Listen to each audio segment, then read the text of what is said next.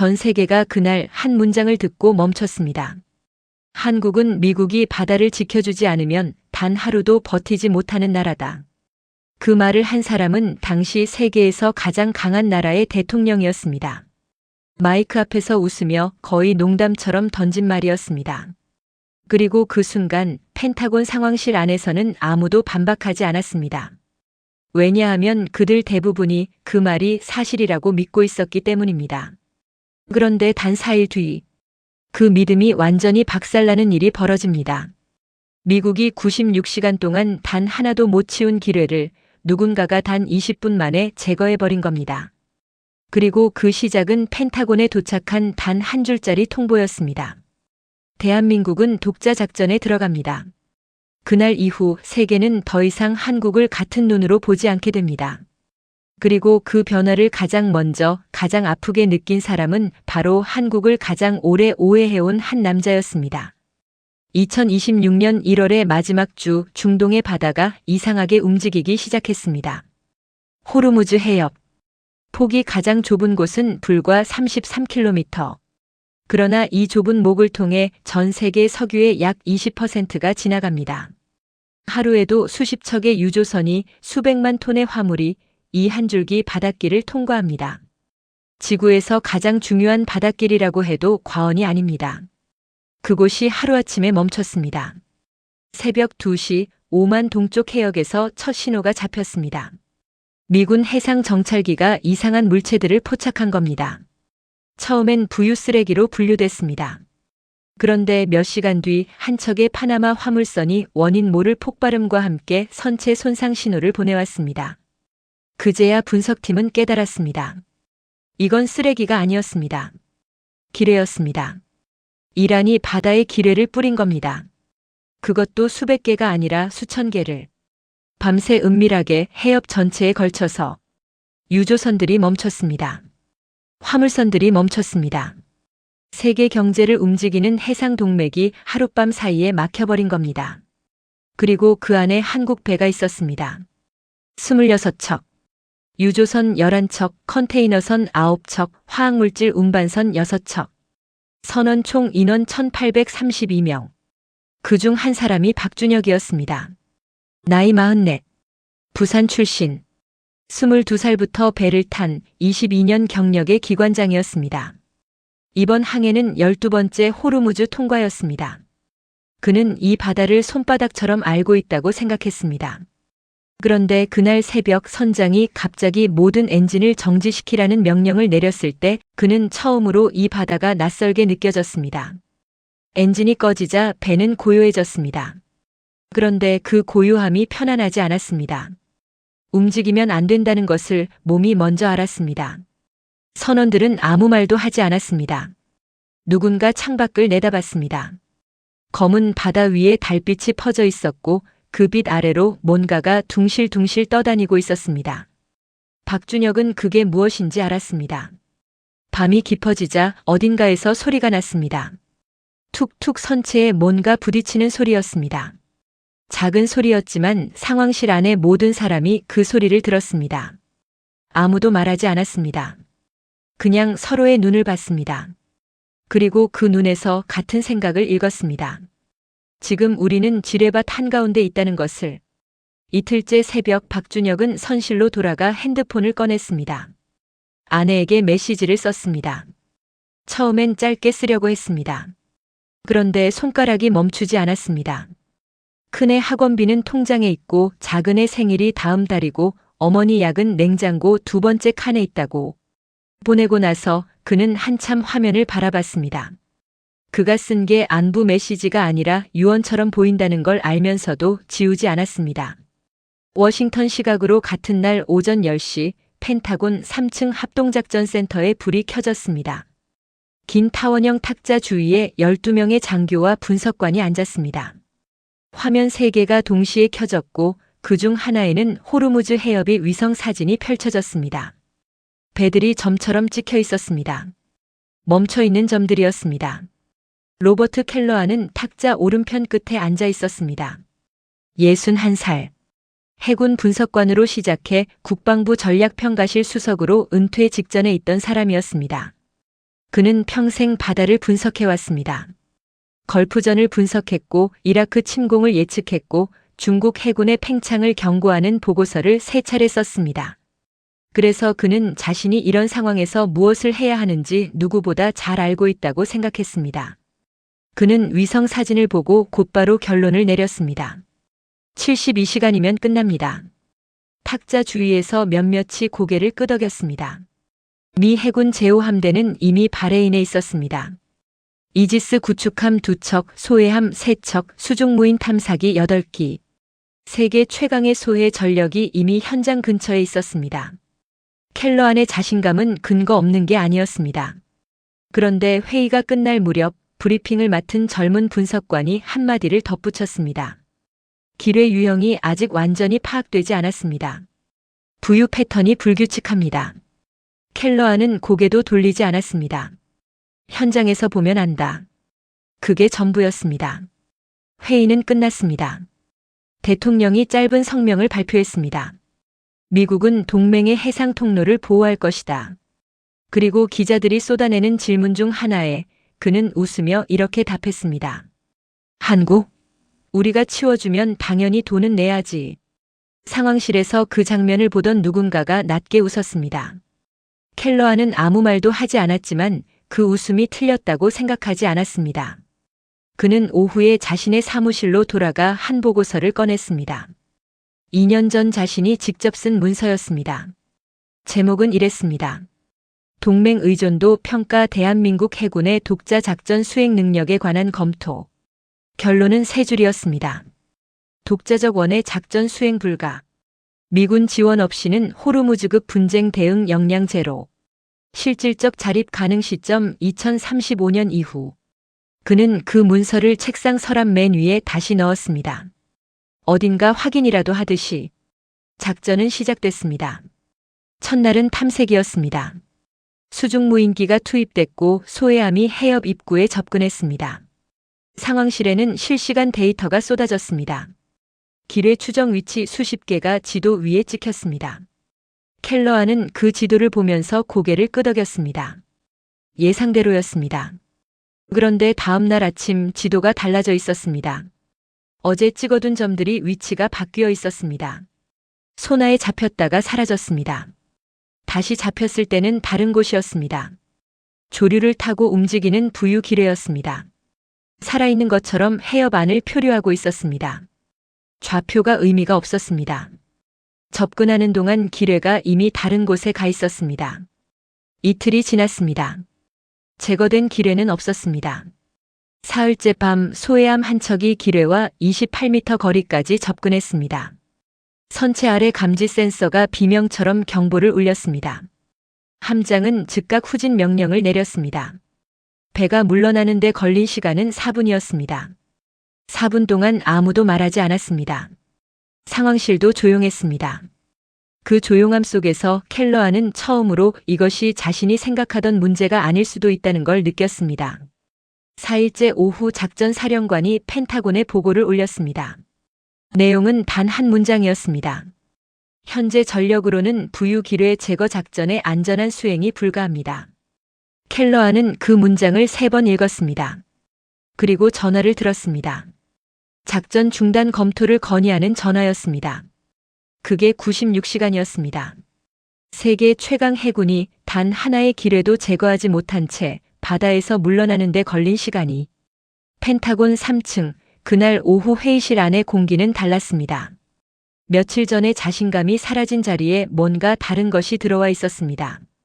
아무도 그것의 이름을 말하지 않았지만 모두가 느끼고 있었습니다. 당혹감과 분노가 섞인 이름 붙이기 어려운 감정이었습니다. 작전 사령관이 직접 올라와 브리핑을 했습니다.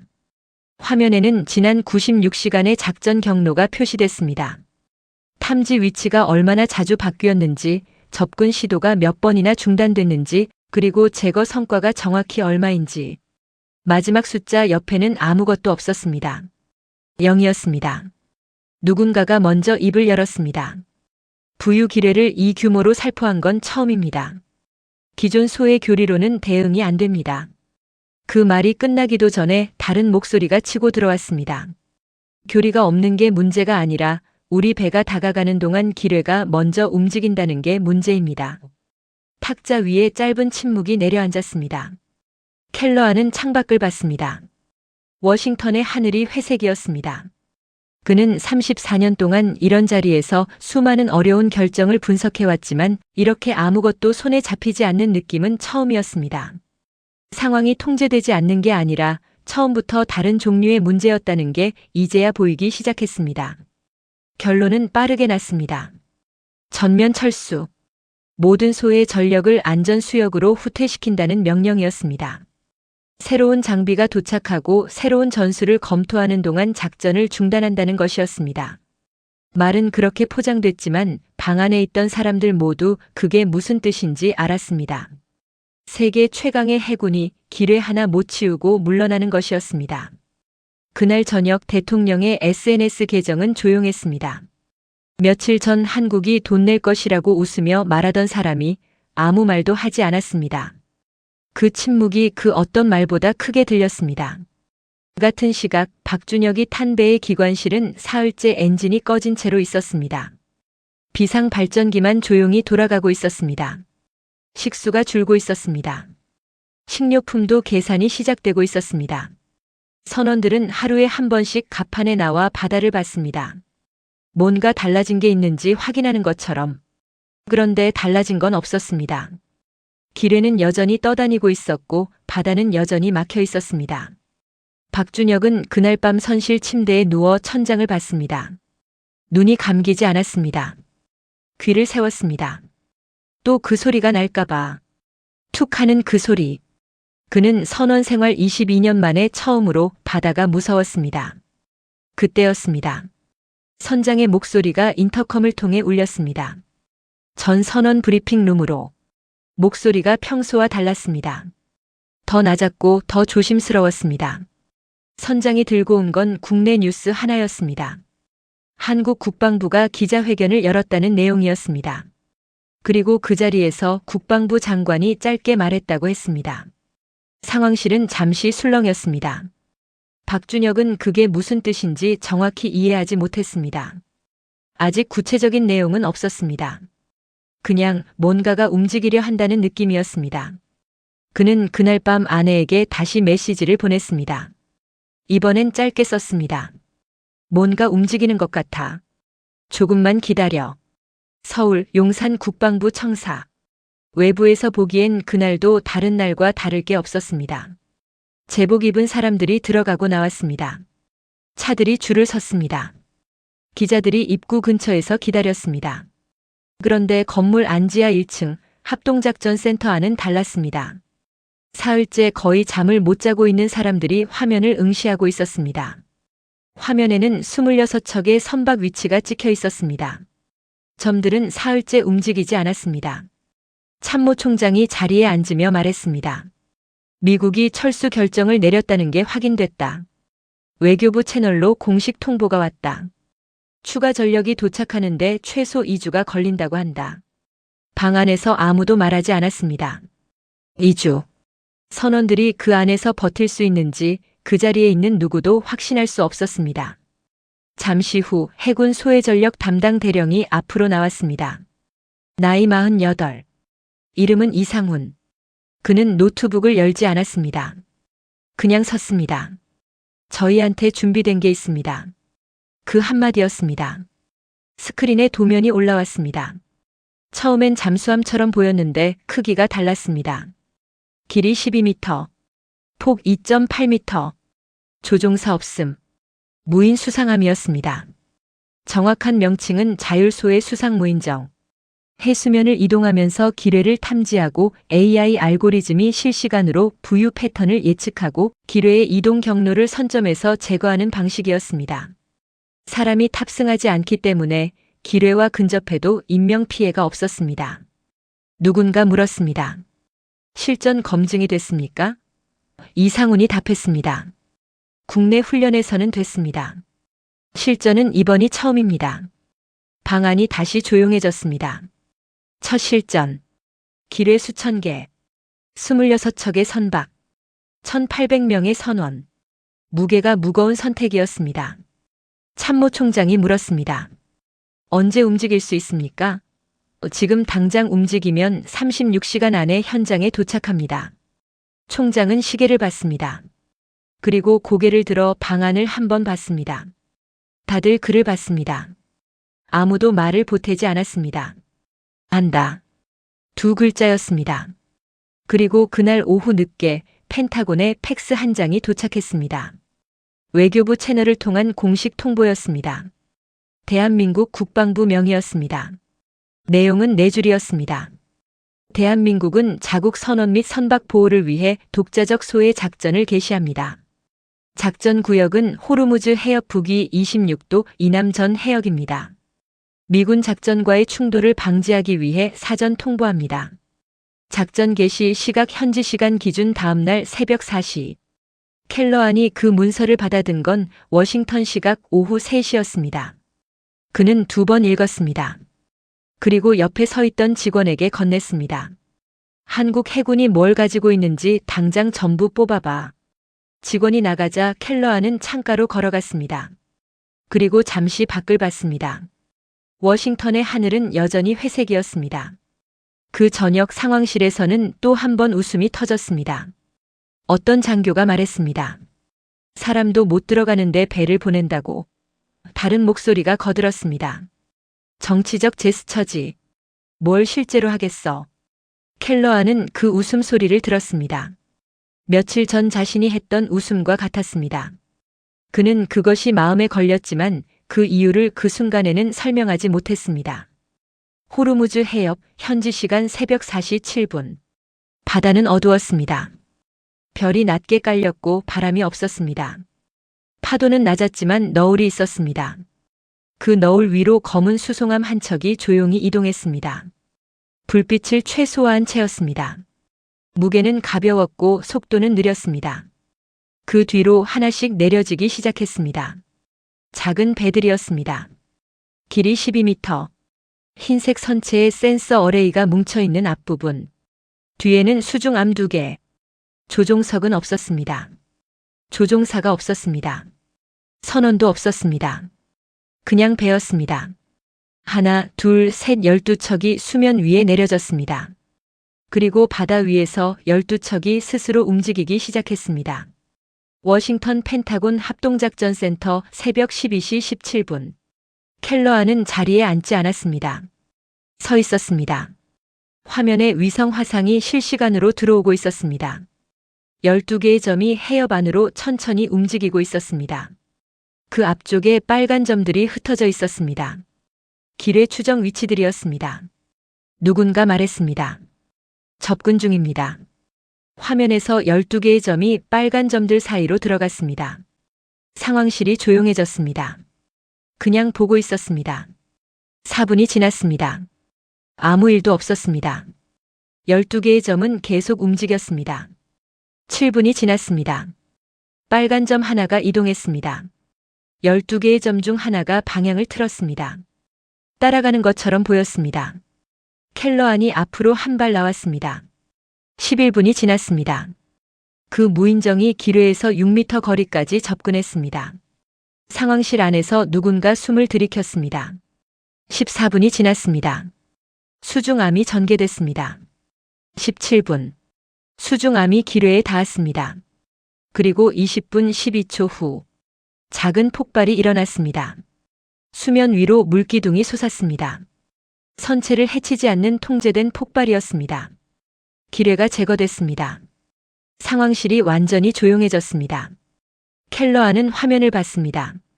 나머지 11척의 무인정이 이미 다음 기뢰들을 향해 이동하고 있었습니다. 정해진 패턴이 있었습니다.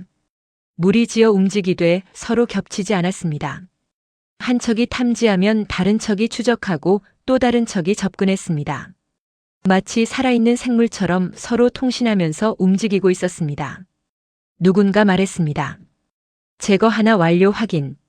목소리가 이상하게 떨렸습니다. 보고가 아니라 믿기지 않는다는 소리처럼 들렸습니다. 켈러안은 아무 말도 하지 않았습니다. 그냥 서서 화면을 봤습니다. 96시간 동안 단 하나도 못 치우고 물러선 바다에서 12척의 무인정이 20분 만에 첫 번째 기뢰를 없앴습니다. 그 장면이 눈앞에 있었는데 그는 그것을 어떻게 이해해야 할지 몰랐습니다. 수백 킬로미터 떨어진 바다 위에서 박준혁은 잠을 자지 못하고 갑판에 나와 있었습니다. 어둠 속에 담배 하나를 피웠습니다. 저 멀리 수평선 쪽에서 작은 빛이 보이는 것 같기도 했습니다. 환상인지 몰랐습니다. 그는 그냥 그 방향을 봤습니다. 그날 밤 켈러안은 상황실을 떠나지 않았습니다. 자정이 넘었습니다. 직원들이 교대로 쉬고 들어왔습니다. 커피가 여러 번 갱신됐습니다. 그러나 켈러안은 의자에 앉지도 않았습니다. 벽면 화면 앞에 서서 실시간으로 들어오는 데이터를 봤습니다. 기뢰 제거 카운터가 올라가고 있었습니다. 첫 번째 제거에서 두 번째까지는 38분이 걸렸습니다. 두 번째에서 세 번째까지는 24분이었습니다. 네 번째부터는 간격이 더 짧아졌습니다. 무인정들이 서로의 데이터를 공유하면서 작동 효율이 올라가고 있었습니다. 한 척이 경험하는 것을 나머지 11척이 실시간으로 학습하는 구조였습니다. 새벽 2시 제거 카운터는 29를 가리키고 있었습니다. 새벽 4시 47이었습니다. 새벽 6시 동이 트는 시각에 카운터는 73이 됐습니다. 켈러안이 처음 입을 연 건 그 시각이었습니다. 옆에 있던 젊은 분석관을 보며 낮게 물었습니다. 저 배들 어디서 만든 거야? 분석관이 키보드를 두드렸습니다. 한국조선해양연구원과 LI진엑스원 공동 개발입니다. 최초 개발 착수는 2019년, 2024년 첫 해상시험, 2025년 전력화 완료입니다. 켈러안은 그 말을 들으면서 고개를 들지 않았습니다. 2025년. 그가 혼잣말처럼 되뇌었습니다. 작년이야. 그가 2년 전 쓴 보고서에는 그 시스템이 없었습니다. 정보가 없었던 게 아니었습니다. 그는 그 시스템을 알았습니다. 그런데 중요하게 생각하지 않았습니다. 실전에선 쓸 수 없다는 한 줄 메모를 달고 각주로 처리했습니다. 그 각주가 지금 화면에서 기뢰를 지우고 있었습니다. 아침 8시 현장 위성 화상이 새로 들어왔습니다. 지도 위에 빨간 점들이 줄어들고 있었습니다. 바다 위에 뚫린 것처럼 경로가 생기기 시작하고 있었습니다. 기뢰가 없는 구역이 만들어지고 있었습니다. 아직 해협 전체가 열린 건 아니었습니다. 그러나 방향은 명확했습니다. 이건 열리고 있었습니다. 서울 국방부 합동작전센터에서는 이상훈 대령이 작전 현황을 실시간으로 받아보고 있었습니다. 그의 팀은 밤새 단 한 명도 자리를 비우지 않았습니다. 무인정 한 척에서 센서 이상 신호가 3번 잡혔습니다. 그때마다 팀원 한 명이 데이터를 받아 원격으로 파라미터를 수정했습니다. 장비는 계속 작동했습니다. 대화가 거의 없었습니다. 화면만 봤습니다. 숫자가 올라갈 때마다 아무도 소리를 지르지 않았습니다. 그냥 다음 기뢰로 시선을 옮겼습니다. 이틀째 밤 제거 카운터는 100을 넘었습니다. 그 숫자가 화면에 나타났을 때 켈러안은 의자에 앉아 있었습니다. 오랜 시간 서 있다가 처음으로 앉은 것이었습니다. 그는 두 손을 탁자 위에 올려놓고 그 숫자를 봤습니다. 100. 미국이 96시간 동안 하나도 못 치웠는데 한국의 무인정 12척이 이틀도 안 돼서 100개를 넘겼습니다. 옆에서 분석관이 조용히 말했습니다. 해협 북쪽 구간 73%가 클리어됐습니다. 이 속도라면 내일 오전 중으로 주 항로 전체가 열릴 수 있습니다. 켈러안이 아무 말도 하지 않았습니다. 분석관이 잠시 기다리다가 조심스럽게 덧붙였습니다. 장관님한테 어떻게 보고할까요? 켈러안은 잠시 있다가 답했습니다. 사실대로 써. 그 말 한마디에 많은 게 들어있었습니다. 72시간이 지났습니다. 한국 독자 작전 개시 이후 현지 시각 오전 10시 국제해사기구에 공식 통보가 올라왔습니다. 호르무즈 해협 북위 26도 이남주 항로 전 구간 소해 작전 완료. 항행 재개 가능. 발신 대한민국 해군 작전사령부. 세계 해운시장이 그 통보를 확인하는 데 걸린 시간은 11분이었습니다. 그리고 선박들이 움직이기 시작했습니다. 처음엔 천천히였습니다. 사흘 넘게 멈춰있던 엔진이 다시 켜지는 데는 조심스러움이 필요했습니다. 기뢰가 진짜 다 없어진 건지 다시 들어온 건 아닌지 선원들은 확인하고 또 확인했습니다. 그러나 바다는 조용했습니다. 무인정들이 개척한 항로를 따라 하나씩 배들이 앞으로 나아가기 시작했습니다. 박준혁은 기관실에 있었습니다. 엔진 점화 명령이 내려왔을 때 그는 직접 스위치를 잡았습니다. 손이 약간 떨렸습니다. 사흘이 넘는 시간 동안 이 배가 멈춰 있었다는 게 스위치를 잡은 손 아래로 느껴졌습니다. 엔진이 켜졌습니다. 배가 진동하기 시작했습니다. 그 진동이 발바닥으로 올라왔습니다. 그는 눈을 감았습니다. 잠깐이었습니다. 그리고 눈을 떴습니다. 갑판 위로 올라갔습니다. 배가 움직이고 있었습니다. 앞쪽에 한국 선박들이 줄을 서서 나아가고 있었습니다. 뒤에도 배들이 따라왔습니다. 바다는 넓었고 빛이 들어오고 있었습니다. 그는 난간을 잡고 서서 한참 봤습니다. 아무 말도 하지 않았습니다. 말이 필요 없었습니다. 그날 저녁 그는 아내에게 전화를 했습니다. 아내가 받자마자 울었습니다. 박준혁은 잠시 아무 말도 못했습니다. 그리고 말했습니다. 나간다. 집에. 그게 전부였습니다. 통화는 3분도 안 됐습니다. 그런데 그 3분이 사흘 반의 기다림을 다 담고 있었습니다. 워싱턴에서는 그날 아침 국무부 내부 회의가 열렸습니다. 원래 그 회의의 목적은 명확했습니다. 소해 작전 비용 청구 방안을 논의하는 자리였습니다. 한국 선박 26척을 보호하는데 미국이 얼마나 투입했는지, 어떤 명목으로 청구할지, 미국이 선제적으로 구체적 규모와 청구 시점을 논의해왔던 사안이었습니다. 그런데 회의 시작 전 진행자가 자료를 훑어보다가 멈췄습니다. 한 페이지를 다시 넘겼습니다. 잠깐. 그가 말했습니다. 작전 수행 주체가 바뀌었나요? 누군가 대답했습니다. 한국이 독자 작전으로 해협을 열었습니다. 미국은 작전 중 철수 상태입니다. 회의실이 조용해졌습니다. 그러면 청구서를 우리가 내는 겁니까? 받는 겁니까? 아무도 대답하지 않았습니다. 청구서는 준비되지 않았습니다. 회의는 예정보다 일찍 끝났습니다. 워싱턴은 저녁이었습니다. 켈러아는 사흘 만에 처음으로 자기 사무실로 돌아왔습니다. 상황실 소파에서 몇 시간씩 쪽잠을 자다가 작전이 완전히 종료된 걸 확인하고서야 자리를 옮긴 것이었습니다. 사무실은 그가 떠나기 전과 같았습니다. 책이 꽂혀 있었고 커피잔이 있었고 창가에 미니어처 함선 모형이 줄지어 있었습니다. 그는 의자에 앉지 않았습니다. 책상 서랍을 열었습니다. 제일 위 칸에 있는 파일을 꺼냈습니다. 동맹 의존도 평가 대한민국 해군의 독자 작전 수행 능력에 관한 검토. 그가 2년 전 직접 쓴 보고서였습니다. 48페이지. 각주 포함 총 63개의 참고 자료. 그는 그 보고서를 펼쳤습니다. 첫 장을 넘겼습니다. 두 번째 장, 세 번째 장. 자신이 쓴 문장들이 눈에 들어왔습니다. 독자적 원의 작전 수행 불가. 그 문장 밑에 자신이 펜으로 밑줄을 그어놨습니다. 강조하려고 그어놓은 줄이었습니다. 그는 계속 넘겼습니다. 페이지 중간쯤에 각주가 있었습니다. 번호 31번. 내용은 이랬습니다. 자율소해 무인정 체계 개발 진행 중이나 현 기술 수준으로는 실전 적용 불가 판단. 참고 자료로만 기록.